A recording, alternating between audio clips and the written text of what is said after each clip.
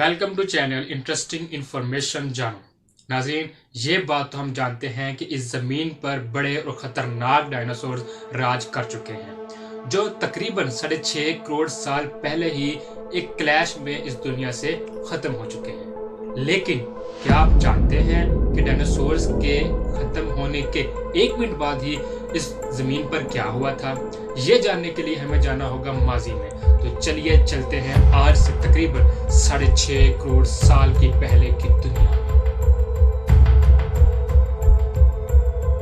21वीं सदी से 6.5 करोड़ साल पहले ये हैं भयानक डायनासोर। इस ज़मीन पर अभी इन्हीं का राज चल रहा है। ये जब चलते हैं तो ज़मीन जैसे कांपने लगती है। ये भयानक जानवर पिछले 14 करोड़ सालों से ज़मीन पर राज करते आ रहे हैं। इनमें से कुछ डायनासोर पुरसकून और कुछ डायनासोर लड़ने झगड़ने वाले हैं। ज़मीन के इस पुरसकून माहौल में ये बड़ी ही खुशहाल ज़िंदगी गुजार रहे हैं, लेकिन इनकी किस्मत अभी से 10 करोड़ साल पहले ही लिखी जा चुकी थी। अभी से 10 करोड़ साल पहले यूनिवर्स में एक चट्टान भटक रही थी। ये चट्टान सूरज की तरफ खींचती ही चलती आ रही थी। करोड़ों साल के सफ़र के बाद अब इस चट्टान को एक रुकावट से पार होना था ताकि ये सूरज तक आसानी से पहुंच जाए, और वो रुकावट थी हमारी ज़मीन से 20 करोड़ मील दूर एस्टेरॉयड बेल्ट। लेकिन नाजरीन, वक्त को तो कुछ और ही मंजूर था। यूनिवर्स में भटकती वो बड़ी चट्टान यूनिवर्स में मौजूद दूसरी चट्टान से जा टकराई। इस टक्कर के बाद एस्टेरॉयड बेल्ट्स में मौजूद इस बड़ी चट्टान का रुख बदल गया और वो 22,000 मील फी घंटे की रफ्तार से ज़मीन की तरफ बढ़ने लगी। काश इस चट्टान की टक्कर एस्टेरॉयड बेल्ट से ना हुई होती तो ये चट्टान हमारी ज़मीन की तरफ कभी ना जाती। खैर, ये बड़ी चट्टान बड़ी तेज़ रफ्तारी से ज़मीन की तरफ बढ़ने लगी है। शायद ये चट्टान हमारी ज़मीन के चांद से ही टकरा जाए। अभी ये चट्टान ज़मीन से 4 लाख किलोमीटर दूर है और इसका रुख चांद की तरफ है। उम्मीद है कि ये चट्टान चांद से टकरा जाएगी। अरे ये क्या, चट्टान की स्पीड इतनी तेज़ है कि चांद की ग्रेविटी इसे पकड़ ही नहीं पाई और ये चट्टान उसके पास से ही गुजर गई। शायद वक्त को कुछ और ही मंजूर है। काश ये चट्टान चांद से ही टकरा जाती, लेकिन अब ये चट्टान बड़ी तेज़ रफ्तारी से ज़मीन की तरफ बढ़ रही है।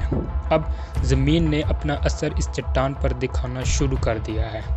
ज़मीन की ग्रेविटी की वजह से इस चट्टान की स्पीड और बढ़ चुकी है, जो कि 70,000 किलोमीटर फी घंटा हो गई है। अब ये चट्टान ज़मीन के एटमॉस्फेयर में दाखिल हो चुकी है। काश ये चट्टान छोटी होती तो हवा की फ्रिक्शन यानी रगड़ इसको ज़मीन में पहुंचने से पहले ही ख़त्म कर देती, लेकिन ये चट्टान बहुत बड़ी है। फ्रिक्शन की वजह से ये चट्टान अब आग के गोले में बदल गई है। ये बड़ी ही तेज़ी से ज़मीन की तरफ बढ़ रही है।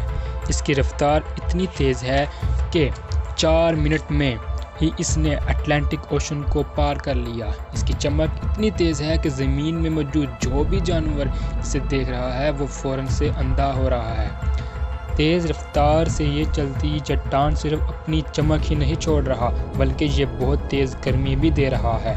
इसको ज़मीन पर मौजूद ये जानवर बर्दाश्त ही नहीं कर पा रहे।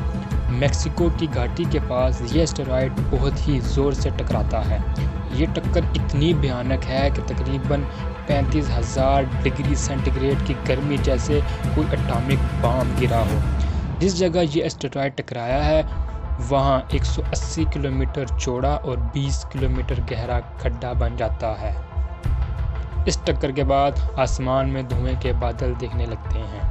इस टक्कर से रेडिएशन इतना बढ़ चुका है कि इस जगह से 800 किलोमीटर तक हर जानवर और पेड़ पौधा जल कर राख हो चुका है। ज़मीन से एस्टेरॉयड के टकराव को 16 मिनट 40 सेकंड हो चुके हैं और अब तक 800 किलोमीटर के दायरे की ज़िंदगी का नामो निशान मिट चुका है। लेकिन ये क्या हो रहा है? ज़मीन इतनी कांप क्यों रही है? ये टकराव इतना भयानक है कि 16 मिनट 40 सेकंड के बाद ज़मीन के अंदर 11.1 इंटेंसिटी वाला ज़लज़ला उठने लगा है। पूरी ज़मीन पर भयानक ज़लज़ला आने की वजह से समंदर में बड़ी बड़ी लहरें उठने लगी हैं, जिसकी वजह से सुनामी की ऊंची ऊंची लहरें بچی کچی زندگی کو بھی اپنی لپیٹ میں لینے لگی ہیں۔ زلزلے کی شدت نے ہر آتش فشاں کو بھڑکا دیا ہے، جس کی وجہ سے زمین کے ہر ایک کونے میں ڈائناسور سمیت ہر جاندار ختم ہونے لگے ہیں۔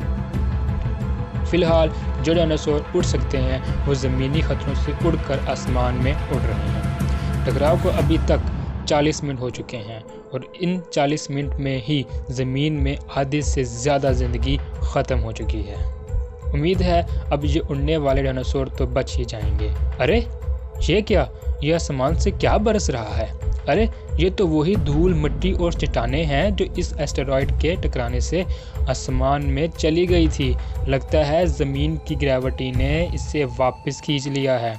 یہ شعلے بڑے ہی خطرناک ہیں، آسمان میں اڑنے والے ڈائناسور کو بھی نہیں چھوڑا۔ اس ایسٹرائڈ کے ٹکراؤ سے اتنا بڑا وسفوٹ ہوا ہے کہ دھول کا ایک بہت بڑا طوفان زمین کی دوسری طرف 600 کلومیٹر فی گھنٹے کی رفتار سے آگے بڑھ رہا ہے۔ یہ دھول زمین کے ایٹماسفیئر میں کئی کلومیٹر اوپر تک جا چکی ہے، جس کی وجہ سے سورج کی روشنی کا زمین تک پہنچنا ناممکن ہو گیا ہے۔ اب اس ٹکراؤ کو 90 منٹ ہو چکے ہیں۔